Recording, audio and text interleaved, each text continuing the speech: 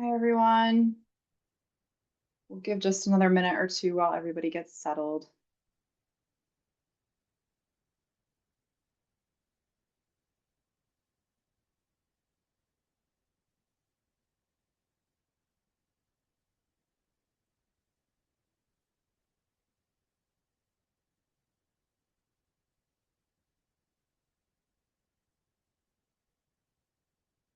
All right, great. Welcome, everyone. Thank you so much for joining the Link Center for this shared learning group focused on the topic of communication in clinical settings.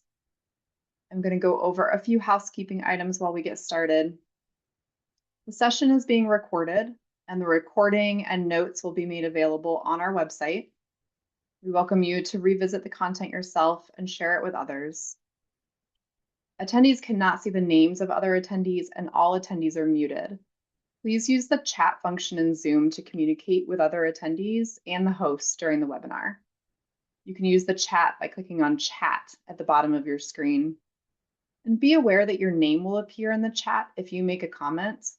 And if you'd like, you can change your display name by clicking on those three little dots next to your name and selecting Rename. We will have representatives from the Link Center watching the chat and responding throughout the session today. If you'd like to submit a question or a comment privately to the host and panelists, you can do that by clicking on the Q&A function at the bottom of your screen. We have live captioning and ASL interpreters present today, and we will be spotlighting the active speaker and the ASL interpreter throughout the webinar. If you click on View on your Zoom screen, you can change the way you see the panelists. If you have any trouble with your view, you can let us know in the Q&A and we will try to help you out. At this time, I'm going to hand the floor over to Dr. Stacy Nonamaker, who will start today's presentation. Stacy, the floor is yours. Thanks so much, Stephanie, and hello, everyone. Thanks so much for joining us. We are just so happy to be with you all today for another shared learning group. And today, as Stephanie said, focusing on communication in clinical settings. Don't know how many of you have joined us before, but with these shared learning groups, they are hosted by the Link Center. Link Center is funded through the Administration for Community Living. And really, we are a group of partners who have come together to improve access to mental health services for people with disabilities.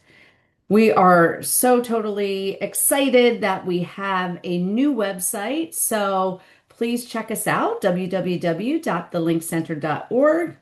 You can find on there previous shared learning groups as well as a whole host of resources and information related to our goal to improve access to mental health services. As I said, the Link Center is really a collection of partners, a lot of whom you will meet today in the time that we're here together. They'll be presenting. I am with the National Association of State DD Directors, and that's Developmental Disability Directors, and we lead the efforts of the Link Center. So that's a little bit about who we are, but we'd love to know who's joining us today, who you are. So please feel free to introduce yourself in the chat, say hello, name, affiliation, organization. I always love to know where people are dialing in from. I am right now in Lancaster, Pennsylvania. So I don't know if I have any other fellow Pennsylvanians joining us today. We also have, as you're doing that, we also like to know a couple other things about you. So just a quick live poll. If you could, I'll take a second. I'll stop talking. Just want to know who's joining us, even though we've tailored the information today for direct support professionals. We acknowledge that, we're all really busy and you're going to join whichever session works for you. So please let us know what primary role you play in this field.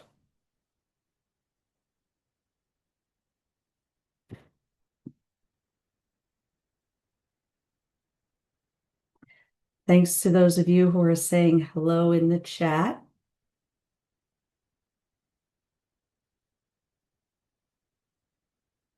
Give it just one more minute to see who's joining us.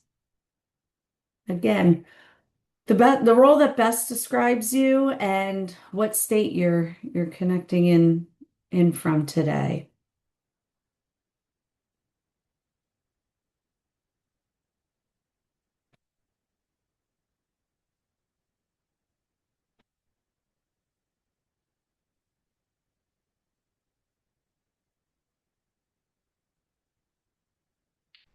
Seems that we have mostly direct support professionals joining us. We have some clinicians as well, some family members, people with lived experience. Again, all are welcome. It's great to have you all here. We're just really excited because we at the Link Center find these shared learning groups incredibly helpful to hear from the communities. And we host 4 of these meetings quarterly. We host one for targeted to direct support professionals, one for clinical professionals, one for people with lived experience, and one for families. The information in all 4 of these presentations is primarily the same. We do tailor it a little bit for the different audiences. Again, we acknowledge that people are busy and you'll join when you can. So nobody's really missing out on any of the good stuff that we're sharing. As I mentioned before, the presentation and the content today is really a collaboration among the Link Center partners. There are people with lived experience, researchers, people who work on policy issues. And Stephanie mentioned, and it always bears repeating because people ask, we will be transcribing today's meeting, which means we'll write down all the words people say, and we will have materials available after the meeting on that website that we showed, and we'll show again later today. So, what are really our goals for shared learning groups? So, I like to emphasize the shared part of shared learning groups. We at the Link Center are going to share what we're doing and what we're thinking about related to communication in clinical settings. So, hopefully, you'll learn about the importance of communication in clinical settings for people with co-occurring conditions. Hopefully, we'll give you some resources that's related to this topic. But then we're going to want to hear from you, and you're going to help us come up with ways to solve examples or situations related to today's topic. So we'll spend some time on that at the end of our time together today. We are incredibly grateful to our steering committee, made up of 14 people across the United States who have varied lived experience, who really guide the work of the Link Center through sharing their stories, through helping us set priorities, and just, guiding everything that we do here at the Link Center. You will see maybe some of our steering committee members today. And if not, please know that a lot of what you hear today is grounded in their stories, their experiences, their perspectives, including every shared learning group. We start with these 3 basic foundation points that we all want to come to our time together with. And the first one is we want you all to take care of yourself. Do what is necessary for your comfort and care. We should be gentle with ourselves and each other because sometimes this work is hard to do. We want to celebrate that we're all individuals from different backgrounds, and we celebrate that we have shared experiences to learn from. We know that we are each unique with our own experiences in this world. And finally, we listen and share with open minds and kindness. We do not judge or blame others for what they share. We acknowledge that some of the things that we're going to talk about today may be a trigger for some or may be difficult for some people to hear based upon your own experience. So we just encourage you all to be kind to yourself. So why are we talking about communication in clinical settings? Well, This is a topic that is incredibly important to our steering committee. They, continue to share stories with us about things like generally not feeling heard or respected when they're seeing their doctor or talking to their therapist. We've heard stories about people being in hospitals and having their assistive or augmentative communication devices like their phone taken away from them. And we hear stories from our steering committee members about having to repeat their life stories over and over again. And that sometimes for some people leads to medical trauma. So we're glad to talk about this with you all today to start changing, hopefully changing people's experience. And let me define for a second what we mean by clinical settings. When we say clinical settings, we mean places where medical services, diagnostics, treatment, and care happen. So think places like your primary or family doctor or therapist office or hospitals. So those are the places that we mean when we use the words clinical settings.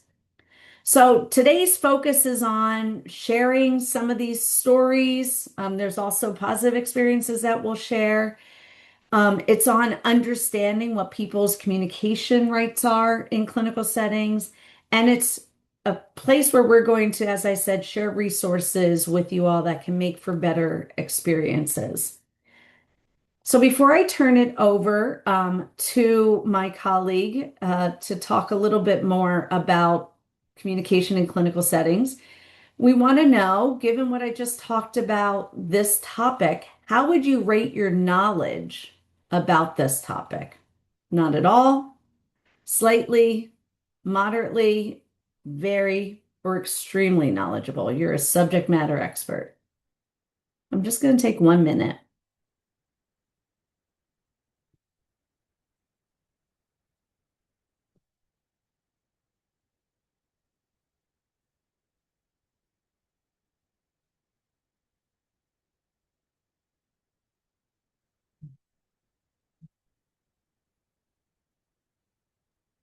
Okay, I see the responses are slowing down. So last chance to weigh in. How would you rate your knowledge of this shared learning group session topic?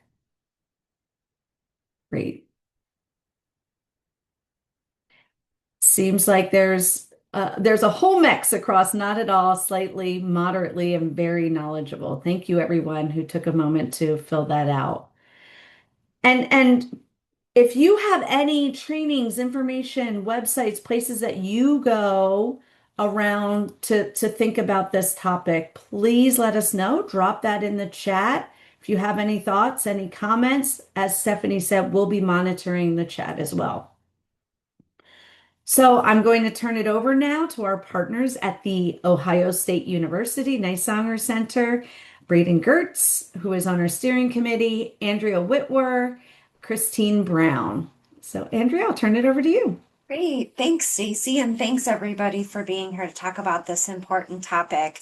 I had the opportunity to sit down and talk with both Braden and Christine a few weeks ago, where they shared just some stories and experiences about some of the good things that are working in clinical settings for them and some of the things that have been challenging and really have led to some serious consequences. So if we go to the next slide, first, I'd like us to hear a little bit of my conversation with Braden Gertz. He's going to talk about the different tools he uses in an appointment and how he kind of came to feel comfortable going to his medical appointments by himself. Hi, Braden. Thanks for agreeing to be interviewed and to share your process to make your medical appointments go smoothly. Yeah. Can you start by telling me what you do before an appointment to prepare for it? Okay, so I check my chart. I use pre-registration, write down the questions for the doctor, and write down the goals for the appointment. Wow, that's wonderful. Do Yep. you go to appointments by yourself or does someone go with you? So my dad used to come with me, but passed away. sometimes mom comes, and mostly go by myself. I'm really sorry to hear about your dad. When you do go to the doctor's office, what does the doctor do to help you feel more heard and respected? So I get nervous with the doctor, but he listens to me. Yeah. And what else does he do to help you feel like help you with the appointments?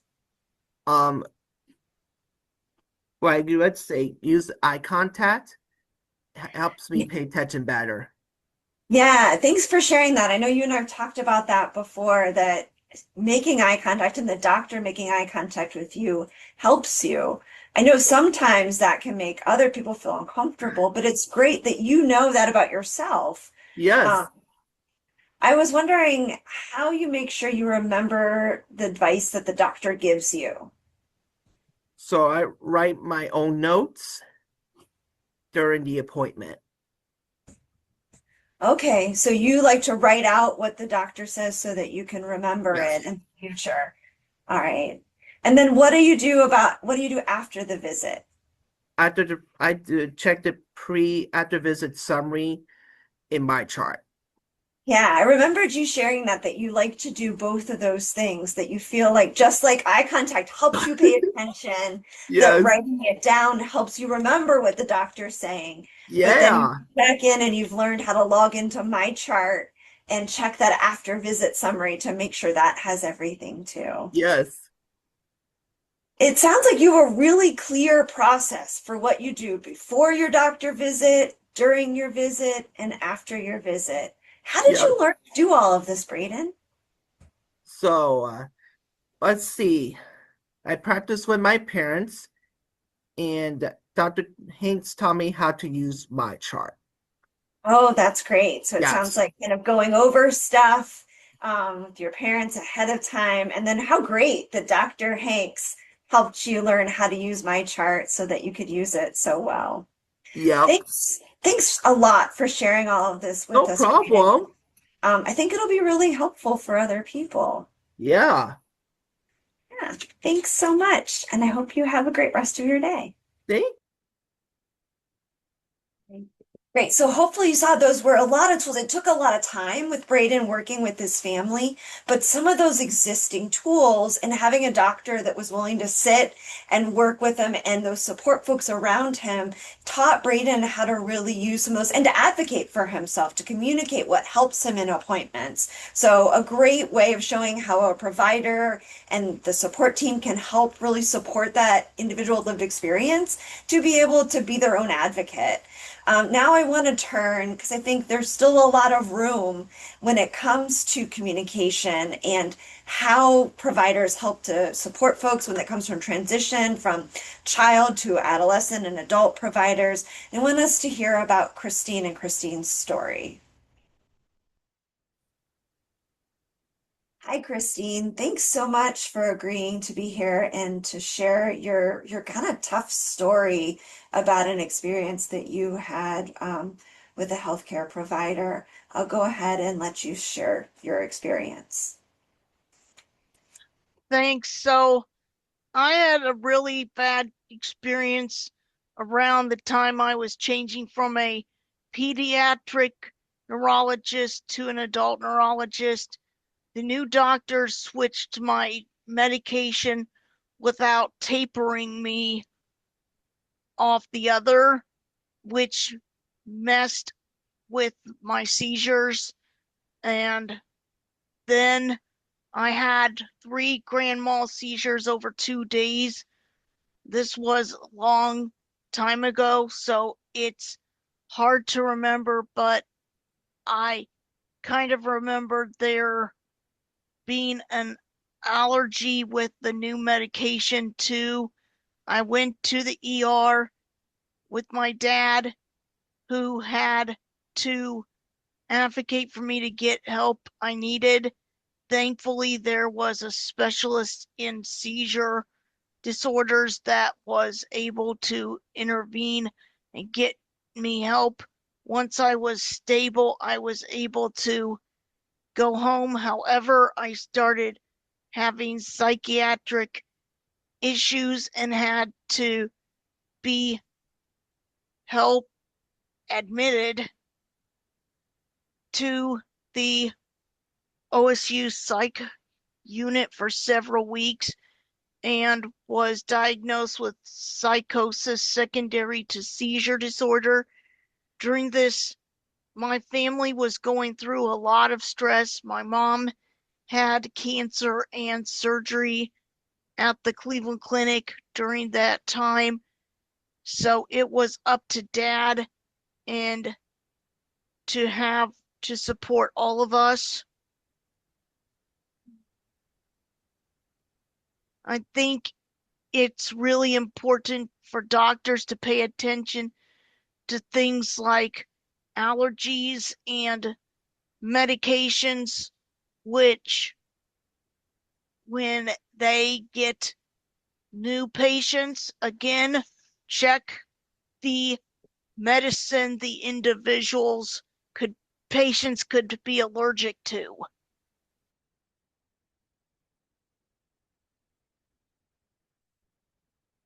Yeah, I think that Christine's story really kind of highlights a few things for us to think about. What in talking with her, it sounds like the family knew some of these medication histories, but the doctor maybe didn't take the time or didn't understand that he needed to look at some of these things, and it really led them down a path with a lot of challenges. I think it also highlights that importance when we have medications to really listen to folks and when they're having significant side effects and be able to look at what might be causing some of these changes in behavior over time.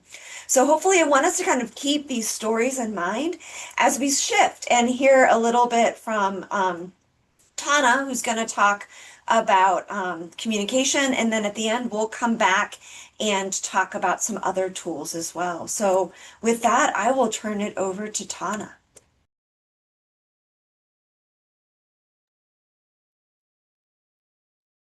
Okay, there I am. All right, thank you, Andrea. My name is Tana Samansky, and I am the Executive Director and Legal Director of Communication First, which is the only civil rights organization, national civil rights organization in the United States that is led by and for and dedicated to what we estimate to be about 5 million children and adults in this country who cannot rely on speech alone to be heard and understood. It's a cross-disability and disability-led organization, and it's extremely diverse in terms of the type of disability or condition that may cause someone to have a speech-related disability, diverse in terms of lived experience, and very diverse in terms of the type of communication supports that someone may need to be understood. And I'll just say that the vast majority of people in our community still do not have access to what we call robust language-based communication tools and supports.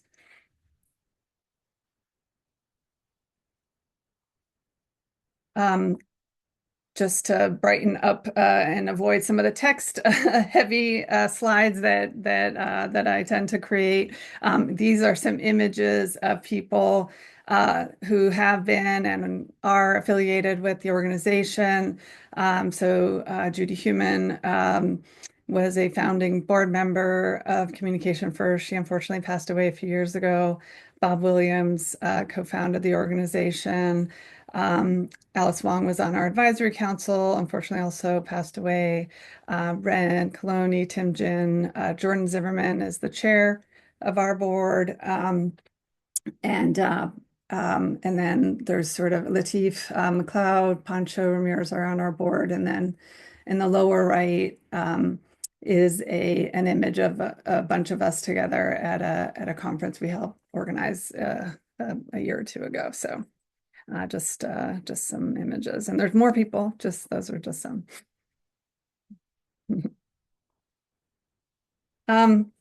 So just to give you another visual sense of the diversity of our community, we created this chart, this infographic, which isn't really the sizes of the boxes aren't really exactly representative of the numbers, but it's just to give folks a sense of how diverse our community is. So for folks who can't see the slide, there are different boxes of different colors. The largest box says autism, 3.1 million, aphasia. The next one is aphasia, 2.5 million. And then there's Parkinson's disease, 837,000, multiple sclerosis, cerebral palsy, and then there's a bunch of other smaller ones, including Down syndrome, rare genetic syndromes, selective mutism, dementia. So this doesn't include every single type of condition or disability that is represented in our community of people who need AAC. AAC stands for Augmentative and Alternative Communication. I'll just use that shorthand going forward, AAC. I think this community knows that term pretty well at this point. And we talk about anyone who has any kind of speech-related disability where they can't always be understood by using speech, or people who need AAC. Whether they have access to AAC or not is a different question, but they need AAC. So that's one shorthand we use.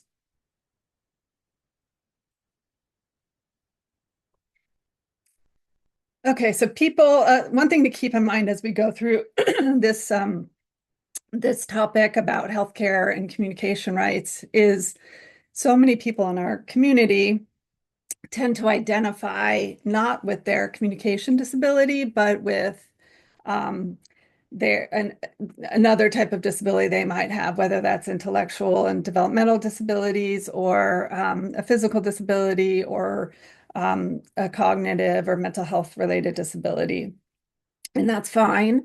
But in the context of advocating for access to communication and communication supports in healthcare settings, it can be very important to remember that if you have any difficulty being understood with speech, you also have a communication disability. So I find it very interesting that folks who have vision and hearing disabilities tend to identify actually with their communication disability. They identify as being deaf or blind, even though there are many, many different causes similar to our community of their communication disability. So whereas in our community, people tend to identify with, with something other than their speech disability. But for advocacy purposes, it's important to remember communication disabilities also exist if you have a speech disability. So before we get straight into the legal side of things, I do want to remind folks that communication is so important in healthcare contexts, in part because medical providers, healthcare providers, have this very strong ethical obligation to seek and obtain what's known as informed consent from their patients. And in fact, it's spelled out in the American Medical Association Code of Ethics. And it's stated that informed consent to medical treatment is fundamental in both the ethics and the law. And what that means is patients have the right to receive information about the treatment options that might be available to them, and to ask questions so they can fully understand the options and the consequences, and so they can make, quote, well-considered decisions about their care.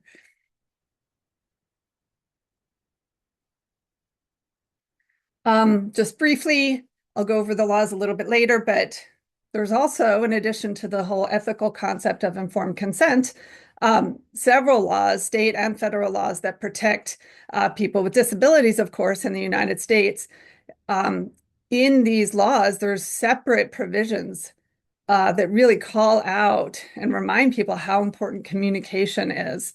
So in addition to basic non-discrimination provisions for people with disabilities, there almost always is a separate provision specifically about the rights of people with disabilities to communicate and to be understood.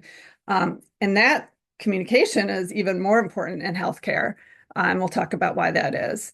So again, just like people with vision and hearing disabilities, people with speech disabilities also need and are entitled to receive communication accommodations in healthcare settings if they need that to access the healthcare. I always try to step back and remind people what communication is. I think a lot of time people just tend to assume it's, expressing something in words, but it's really so much broader than that.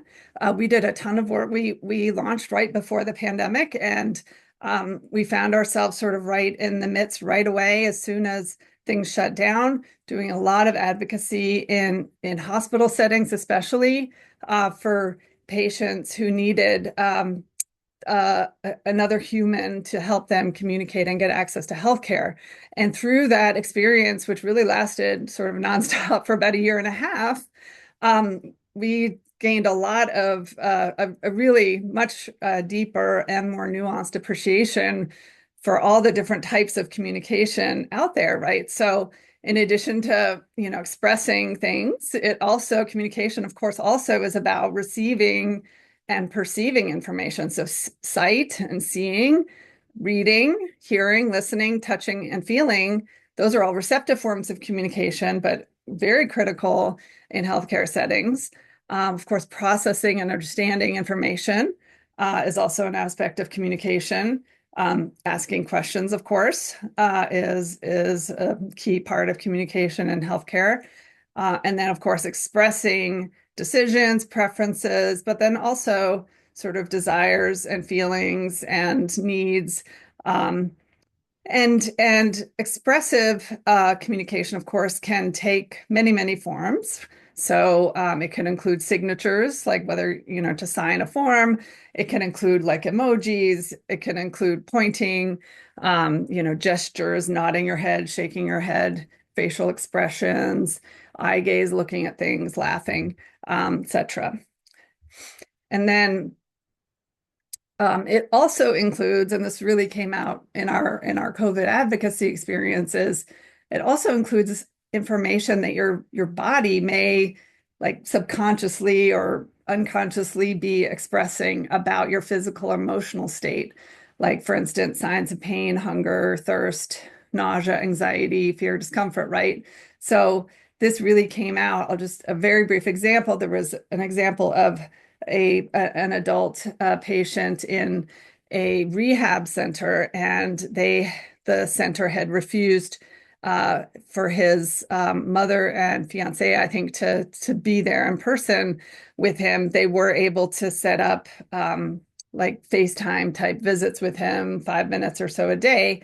And during one such visit, one of the two, the mother, the fiance, noticed that his skin started, and he was I think he was conscious but couldn't move at all, so he couldn't communicate in language at all. But they noticed like his skin was grayer than normal, and they kept saying there's something wrong with him, and the nurses were like, oh no, this is his baseline, there's nothing wrong with him.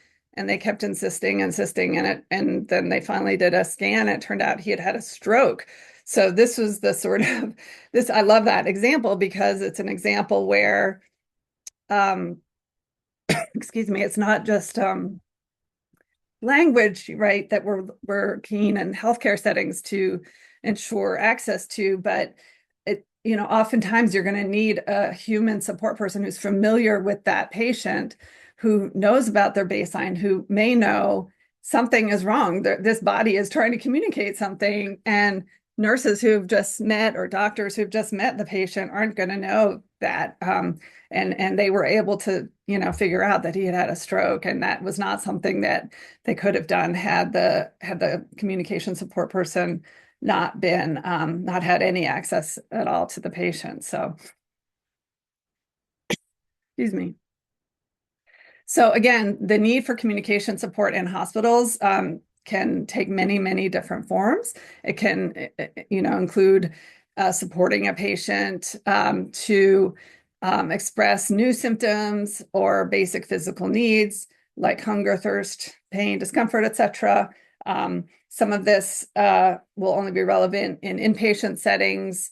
Like for instance, an example we often used in advocacy during COVID, and even now when people are hospitalized, is to try to sort of compare the situation of a non-disabled patient to others, right? So most people are given access to a call bell when they're in an inpatient setting, but so many people in our community, in addition to a speech-related disability, also have fine motor disabilities and often can't reach for or press a call bell, right? That's a form of communication.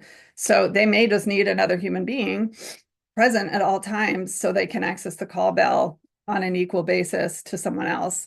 That's a form of communication access. Can they, call a loved one, for instance, like other residents or patients can? Of course, to ask questions and provide informed consent. The baseline example, so that just came up over and over and over again and during COVID, and it comes up all the time in non-COVID situations as well, especially if the person is intubated or can't speak at all, or can't communicate with any kind of AAC using language. And then it's also really important to keep in mind that people who have been denied access to any kind of expressive communication often have experienced some kind of trauma. So whether it was a distinct medical trauma event or ongoing complex trauma due to the fact that they've been denied access to communication for a long period of time, that is really important, especially in healthcare settings, to be aware of and to support the patient's ability to communicate in those settings and to be aware of that dynamic that may be impacting them. So again, yeah, when you're advocating for communication support, I find it really helpful to sort of think about the person in the other room meeting with the doctor, outpatient or an inpatient situation. What kind of communication access did they have in that setting? And what do I then need to advocate for this patient who can't move, who can't speak, etc. And then always, always, always to remember, regardless of whether or not you're disabled, healthcare is really stressful. And you may be in pain, and that may be why you're seeking healthcare. But even if you're not in pain, you're going to be stressed out about something, right? It's intimidating to be around people with white coats, but also you're terrified about a potential diagnosis that you might be getting, or you're concerned about something, right? So they're stressful, and pain and stress make communication hard for everyone, even if you don't have a communication disability. So please keep that in mind. You're going to need more support, not less, in settings like that.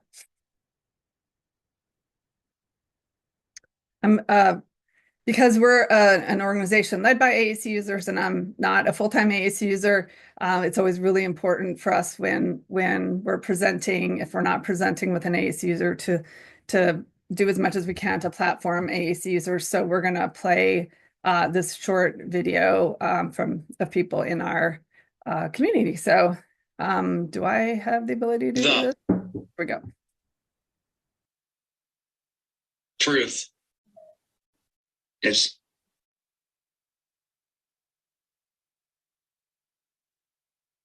we are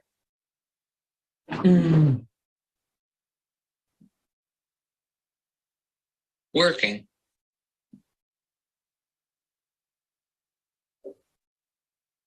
way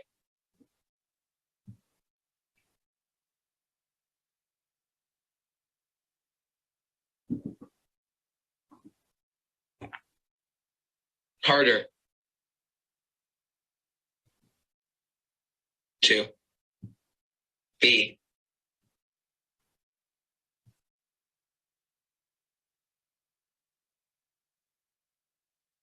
heard.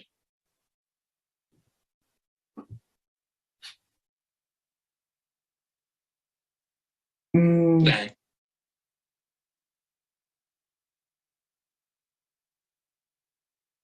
we get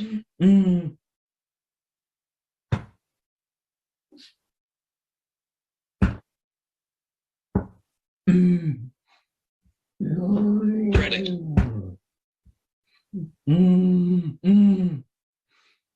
Four.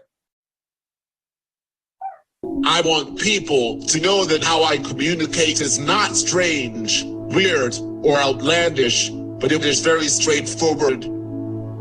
I communicate typing into an AAC app that is on my laptop, iPad, and iPhone, and the app speaks for me. I have had cerebral palsy all my life. I am in a power wheelchair and use a speech-generating device. I can access words in two ways, one by spelling and the other by stringing these symbols together. He brought a laser light, attached it to a baseball cap, and posted a letterboard with the alphabet on the wall before me. That way, when I needed to say something or the nurse had a question, they picked up the laser, pointed to the alphabet, and wrote everything down. People are impatient and language moves fast. I hit the wrong buttons and forget where phrases are. But worst of all, I am automatically presumed to be incapable of tasks I am attempting to accomplish. Ableism is a real challenge. Yeah, that was fun. I also like that because while the audience is obviously people dedicated to improving the lives of people with disabilities. My name is Tim Jin, and I live in Orange County, California. I'm a Korean American man who has cerebral palsy.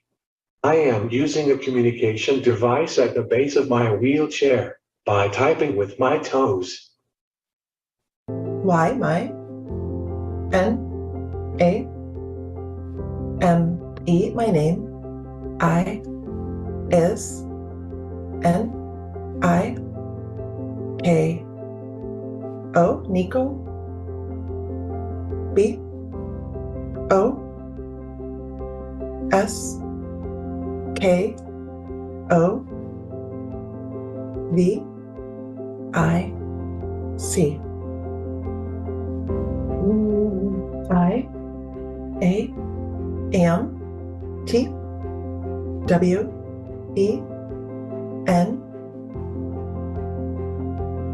T, Y, T, W, O, I'm 22, Y, E, A, R, S. I have news for you, Nico. You're not 22. You're 23. Wait. Wait, what year were you born? 2001. Oh, no, you're going to be 23 this year. I'm sorry. I get it mixed up. I'm a mixed up. I mixed it up.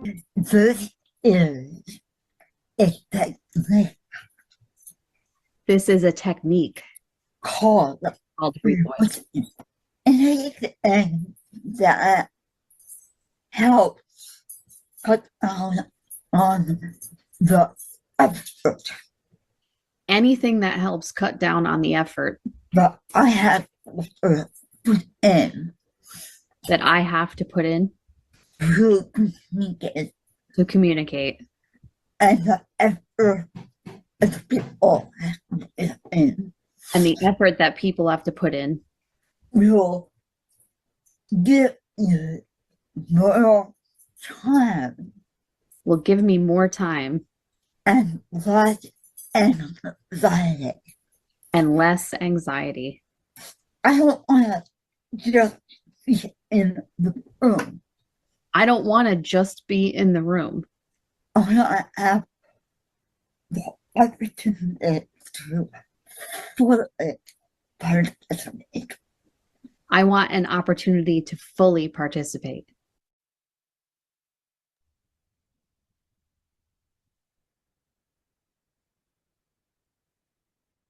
Okay, so a couple of things about that. If you've never met someone who needs and uses AAC, that should give you just a very brief glimpse of some of the diversity. I do want to point out a couple things. One is all of those people, it took them years to become that sort of fluent with the whatever they were using in that video. Second, we were very deliberate about not speeding up portions of that, because one thing that's almost universal, and that's a universal frustration, I think, for a lot of people who use AAC is how how inadequate a lot of forms of AAC are in terms of the speed, right, in which they are able to communicate. So, and all those people, by the way, are either on our board or advisory council. So, so one key takeaway I want everyone to keep in mind is the difference between speech and language, and if you encounter someone who cannot speak, there's literally no assumptions you can make about what may be going on in their brain. So we know anatomically that speech and language are processed in different parts of the brain. Speech is a motor function and language is a cognitive function. So most people who have speech-related disabilities also have other fine motor disabilities as well. So something just to keep in mind. There's a graphic here on the slide called Words in the Brain, and just shows the different parts of the brain that process different types of language processing as well as speech. This slide, I'm not going to read all of this, but we host a number of guest blogs from folks in our community. Endeavor Corbin is an AAC user, and he wrote a guest blog about communication barriers that he has experienced in healthcare settings. I highly recommend it. There's a link here, but also toward the end I have some resource slides at the end that you can access it.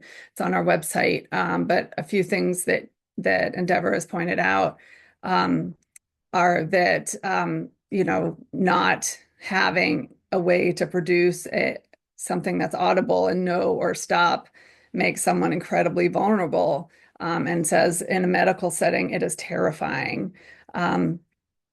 Endeavor has emphasized that in different contexts, they may need different types of communication tools and supports. And so when they enter a healthcare setting, they typically have many different forms of communication or AAC, and that he needs to be able to determine what type of communication he'll be able to use in the moment. And they say you can't decide for a disabled person which forms of communication are going to work for them and when. Only the individual communicator can decide that. If I don't have autonomy over that choice, whatever authority took it away now has almost infinite power over me.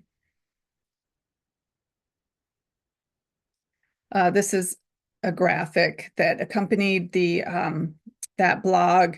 It's a screenshot of Endeavor's AAC device, and at the top it says taking access and choice away is terrorizing.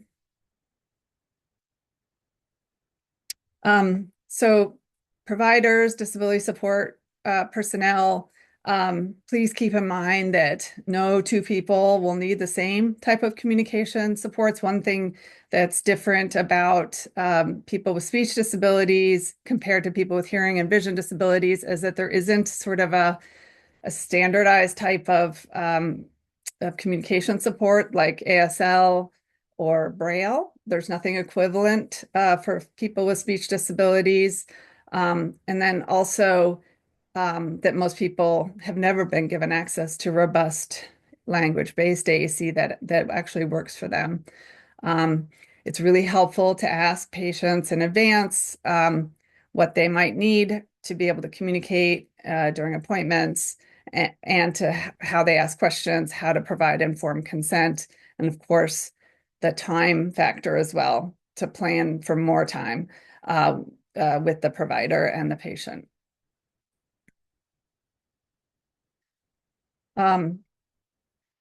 And just to emphasize, most patients with speech-related disabilities will need a familiar person to support their communication access. And that includes even people who are very experienced and adept and, quote unquote, independent at using a particular form of AAC. And that's in large part due to the stress and the pain and other issues that I mentioned earlier.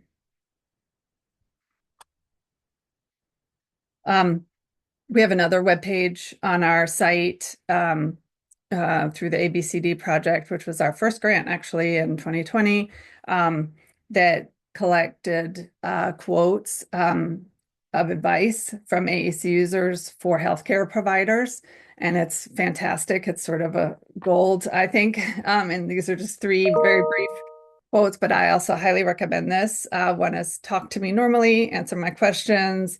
Talk to me normally, meaning don't talk to me like I'm a baby or a young child. Talk to me, not my aide. And then the time issue. Doctors need to prioritize giving more time for communication. Often I need a communication support person because doctors don't want to take the time to read my write-up and process what I'm saying. These are the various sources of communication rights in healthcare settings.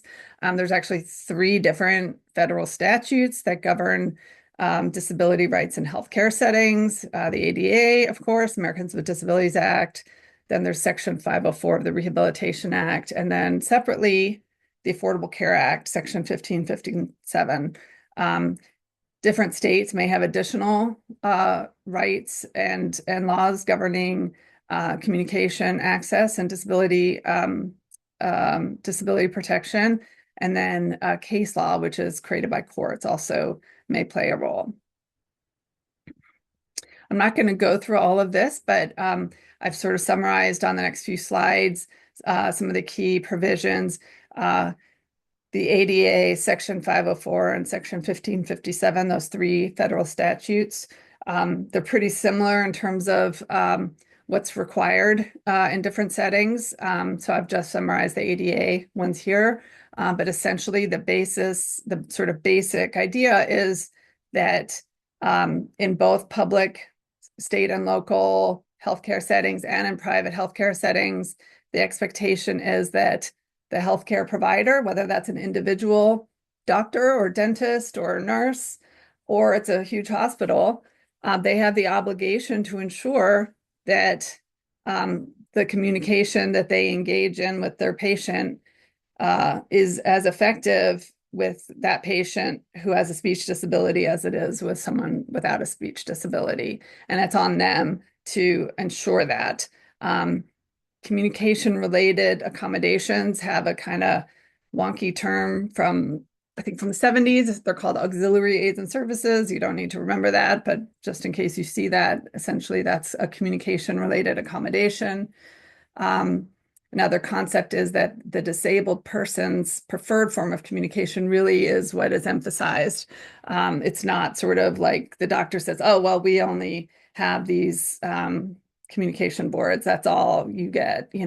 If the person says, oh no, I need this, or I need this individual person here to revoice for me, or to hold this board and for me to use this laser pointer, that's what I need, so, and it's very difficult, and the defenses that a healthcare provider may have are pretty steep. Like it's hard for them to say no, in other words. These are quotes from the regulations, the ADA regulations. I'm not going to read them out. This is a resource for you. During COVID, we did create a communication rights toolkit. It's still on our COVID-19 page, but it's going to be moved soon, but it's not limited or specific to COVID. So don't be deterred by that. But it essentially explains very easily in plain language, your legal rights in hospital settings as a person with a communication disability, and also your right not to be discriminated against as a person with a disability, period. There's a printable form, like accommodation request form, that you can bring to your appointment or to the hospital. There's tips on how to advocate and how to file a complaint if needed, if you feel like your rights were violated. And then there's links to communication boards, health passports, and other resources. And we had it translated into both Spanish and Chinese. And there's on this slide, there's these are screenshots of that page. So the one on the left is the top of the page, and it says COVID-19 Communication Rights Toolkit. United States version, and then overlapping that as a screenshot of the bottom part of that webpage, which is the printable my communication rights and accommodations needs form that you can bring with you to your doctor's appointment or your dentist appointment or to the hospital. So the next few slides are really, I've just included a bunch of different resources. There's so many out there that are amazing, some of which we created, some of which others have created that we think very highly of. This is sort of the legal and advocacy list. Then there's healthcare specific ones, including the first two bullets, which I've already described, and then some videos that we have found very helpful. There's mental health specific resources here, the last two of which we created with the Link Center, and about communicating in times of stress and crisis plans for people with IDD and mental health problems. And then a separate resource about the concept that if you've ever been denied access to effective communication, you should be just presumed to have experienced lifelong trauma. I always recommend these videos. These are short documentaries between 5 minutes and 59, I think, about folks in our community, a couple of which we've been involved with. Highly recommend, watching all of them to learn more about AAC users. Some more resources about safety and safeguards and trauma, and then, communication first related links. And I've put my email in here in case I can be helpful to anyone. And now I think, who am I turning it over to? Back to Andrea. All right. Thank you so much. Yeah. Thank you. I was talking and I was muted, so now I'm not. Thank you so much, Tana, for some fabulous information to help us all think about communication, the importance of supporting communication. As we close out this part of the presentation, I wanted to just talk a little bit about a few other communication tools that are out there that can be used to help support advocacy and the communication of folks. Some of my favorite communication tools that are like PDFs that you can look at are things through the Charting the Life course. So things like just the one pager that someone could fill out that just talks about like what's important to me, how can you best support me, that could be very easy things that could be filled out before going to a doctor's appointment to help the doctor understand how they communicate. Thinking about Braden, right? I learn best. You can help support me by making eye contact with me and helping teach me how to use, communication tools. So a lot of great things. I have the link on this slide. I also will put that link in the chat so that you can access all of this one as well as a number of other different Charting the Life course tools that can help support individuals. Also, I'm part of another program called the Rehabilitation Research and Training Center, or the RRTC at NYSONGR. And with the help of our steering committee, we've developed a number of other communication tools. This is the My Mental Health Toolkit, which is something you kind of look at, ask things like, how do you best communicate with me? These are the supports I need. This is, again, something that could be filled out before going to a mental health appointment, just to give information. It gives an individual a little bit more time to be able to think about what they want to communicate to their provider. We also have therapy helper tools, so visual supports that can help with communication between the individual with the disability, with their therapist, and with their team, so that everybody is on the same page. So there's a number of different checklists. Here's one for therapists. You could bring in to kind of make sure you're both thinking about things in the same way. This is a link to that, as well as a number of other products, which I will also put in the chat to just help support communication.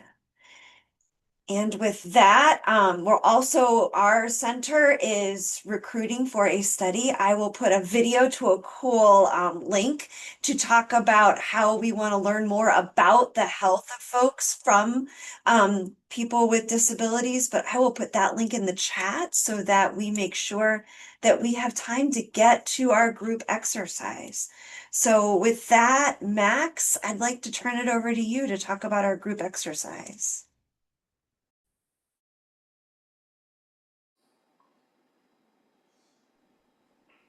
Here I am. All righty.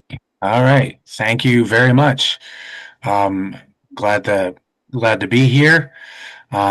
So anyway, just had to get my screen going. Sorry about my throat here. So today what we're going to do is I'm going to read a scenario, and what's going to happen is once I read that scenario, I'm going to have all of you kind of like figure out how to go about, the situation. And so the way this is going to work is you just listen very carefully to what the scenario is. And then once we are done, you can just have your whatever answers you come up with on how to deal with the scenario if you were to be in that situation.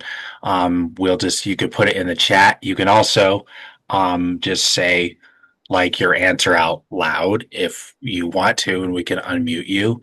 And by the way, for those who don't know me, I am Max Barrows, and I am the outreach director for Green Mountain Self Advocates. I'm one of the presenters on here today doing that. So I am, with that note, ready to go. I don't know if you want to slightly introduce yourself, Jean. Sure.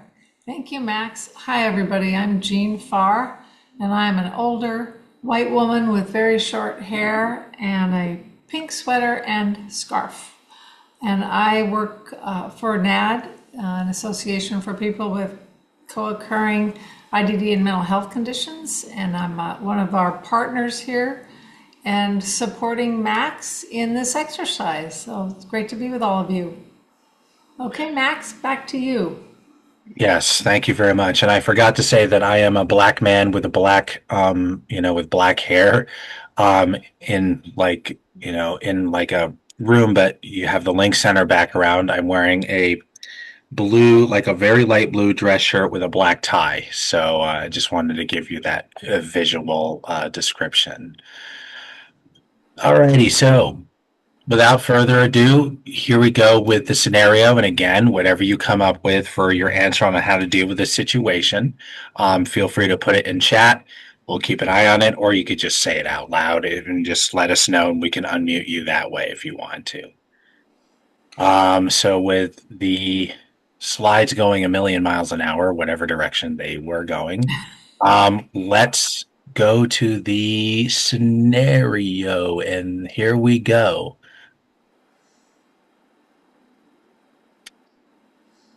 Alrighty, so Harold uses a speech generating app on his phone to help with communication, especially when he is stressed or anxious. While he understands that his therapist is helping him to cope with his anxiety, it is sometimes hard for him to find the words and to answer questions or communicate what he is thinking or feeling, so he uses the app during most of the session.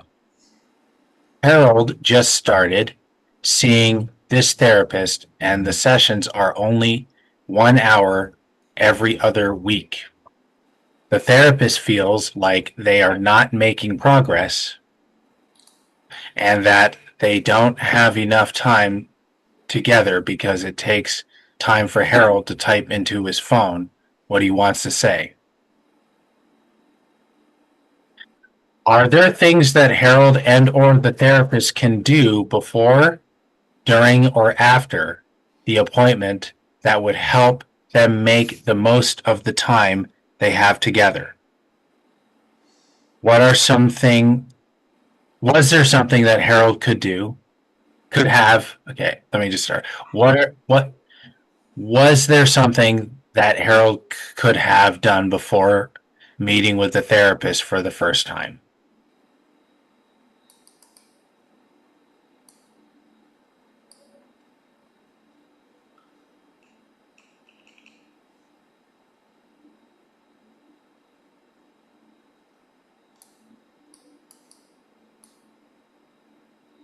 So just think about how you're going to answer that, and then just put it in the chat, or you can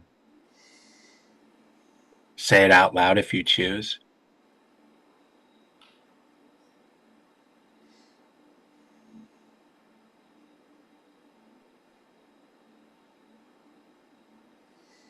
Max, while we're waiting for people to put in their ideas, I was reminded of what Braden did in preparation of his appointment. In terms of writing things down, I'm seeing we have a message here from Abiola saying that Harold could have written or typed in advance what he wants to say before getting to the therapist. I got Harold could write down some questions he has prior to the appointment. The My Mental Health Toolkit is a nice way to organize someone before a first appointment. These are really great things to think about when preparing.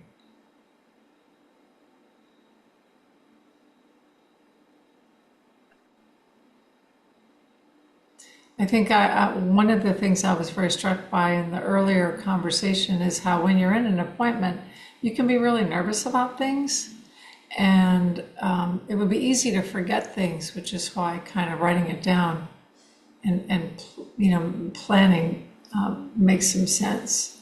Right. So I see here the therapist could have prepared questions or things to think about to send to Harold ahead of time that he then could have answered or prepared ahead of time. Yeah. I got another one that says the therapist could send an agenda of the appointment and to prep Harold on what they might talk about.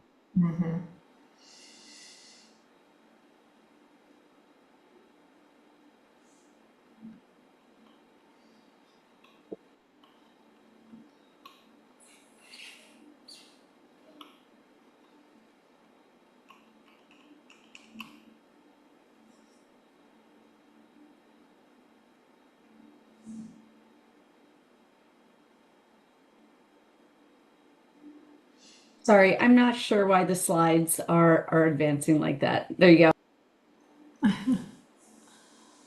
Okay.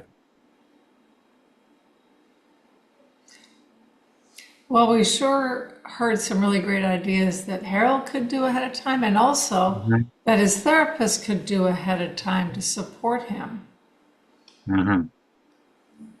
Got a couple more messages here, Max.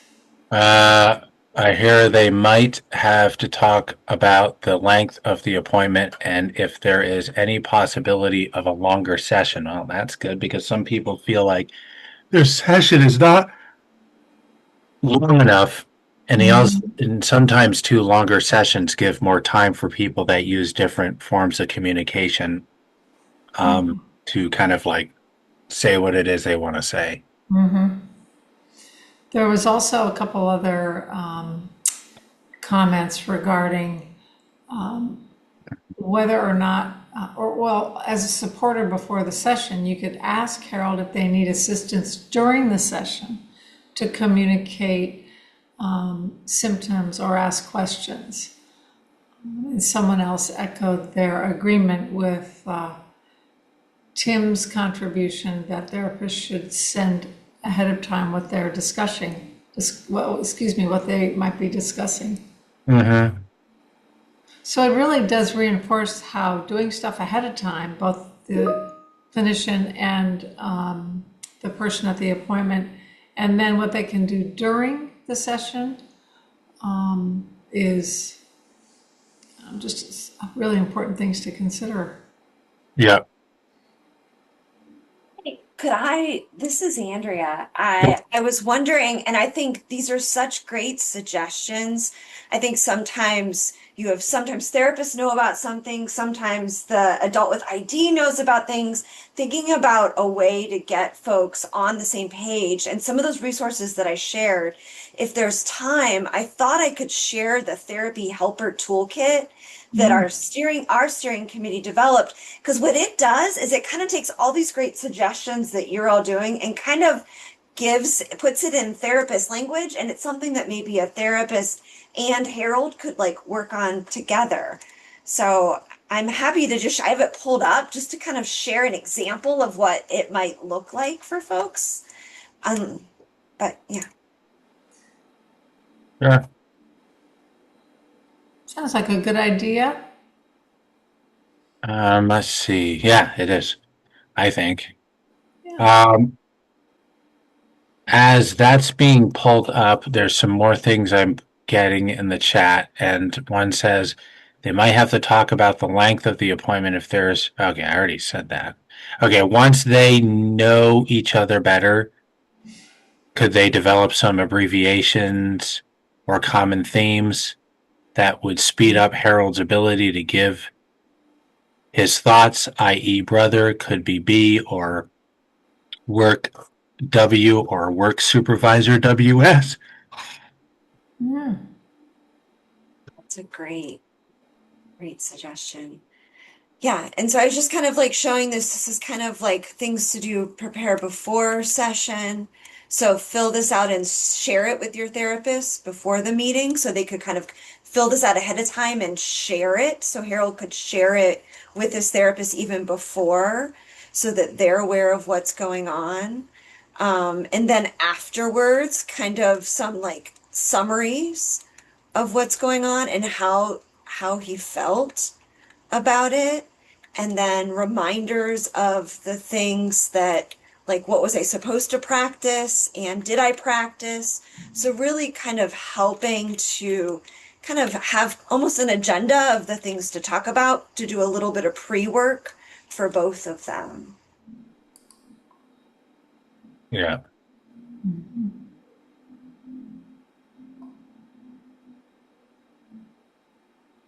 Anybody else have anything?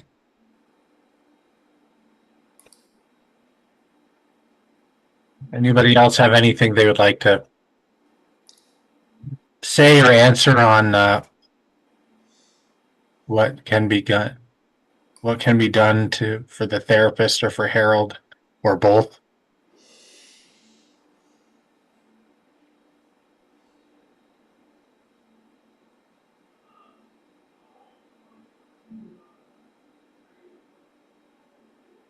One of the other things I was thinking about, Max, is so the therapist feels like they're not making progress. I'm wondering, has anybody asked Harold if he's feeling as though there's progress? And maybe there just also needs to be communication about what does therapy look like? What is that progress? What is everybody's expectations? So just like, I think one of the things we learn about any type of working with any type of clinician is what are my expectations? What are the clinician's expectations, and making sure they're on the same page. I feel like that's something that and to make sure that the support folks, thinking about our group right here, what do they know about this? What are their expectations? So that everybody kind of understands the goal and what progress should look like. I see that we have a hand raised. Go ahead. You want to go ahead and unmute yourself, Diamante? I mean, basically with me, if I start going, to the doctor or whatever, it's basically the doctor doesn't really understand what I'm saying, really, pretty much.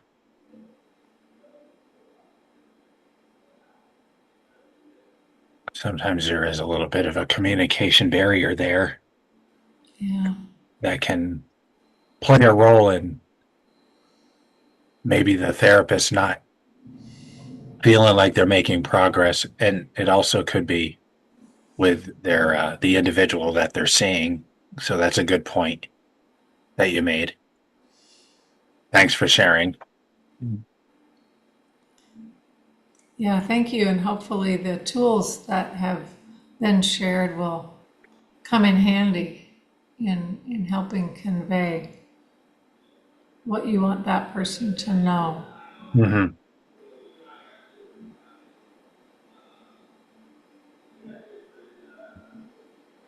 Anybody else?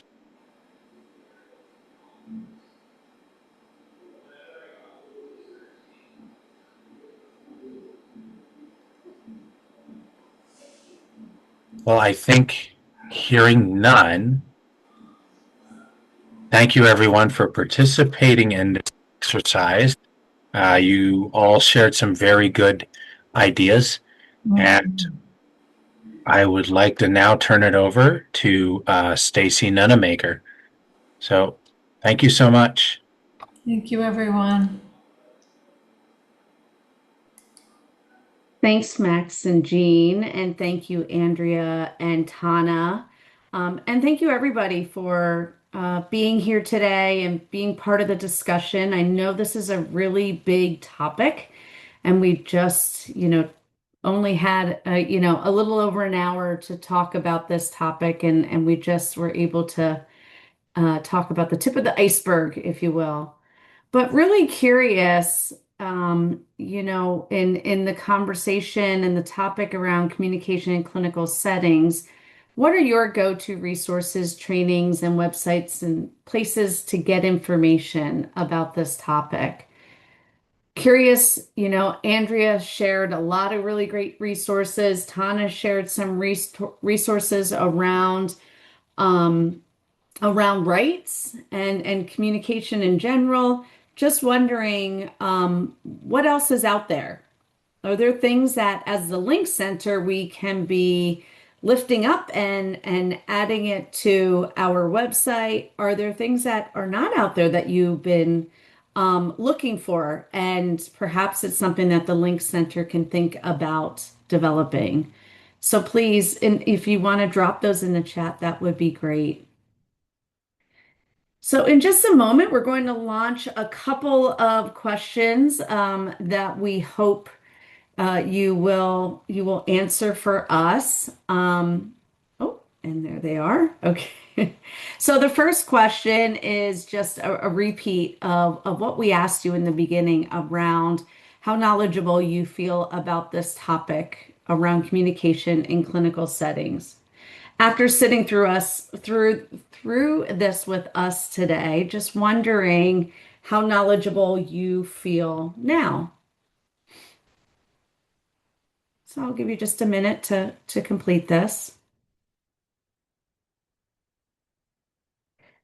It's great. In the beginning, we did not have anybody say that they felt extremely knowledgeable, and now we do.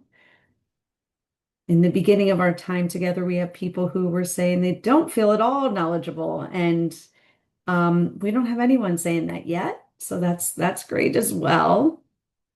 So just another few seconds. I see some of you have jumped on to the second question. The Link Center is what's called a project of national significance. So again, we're a grant through the Administration for Community Living. And because of that, we're really interested in how many people's lives we're impacting through this work. So if you can let us know if you'll be sharing any of this information with family members or people with lived experience about how many, that would also be really great.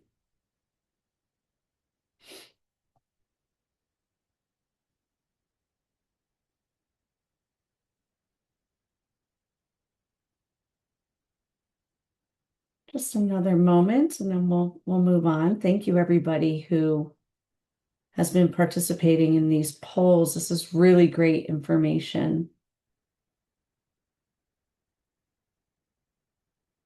Okay. Well, here are the rest of our shared learning groups for what we call the grant year, not the calendar year, but in July, we'll be talking about suicide and suicide prevention. So we would love if you would join us in July. We'll announce those dates and information in the next month or so. We do have another session this afternoon talking about communication in clinical settings, and two more tomorrow talking about communication in clinical settings as well. So we'd love for you to join us. We just want to say thank you so much to Braden Gertz, Andrea Whitwer, Christine Brown, Tana Szymanski, Monica Wayford and Perry Spencer. They're our steering committee members. You didn't meet them today, but they do have a strong impact on the content that we talked about today. And certainly thank you to all the partners at the Link Center for contributing to the preparation of and content for this meeting. Finally, another chance to grab this QR code or the Link Center web address. We always say, check us out and check back often because we're constantly putting new resources and information up there. So please check us out. Again, you can find all of our information about our shared learning groups, past shared learning groups, future shared learning groups up on the website as well. And then finally, we have a quick evaluation that we hope you'll complete for us. There's a QR code that you can scan with your phone, and we'll put the link in the chat as well.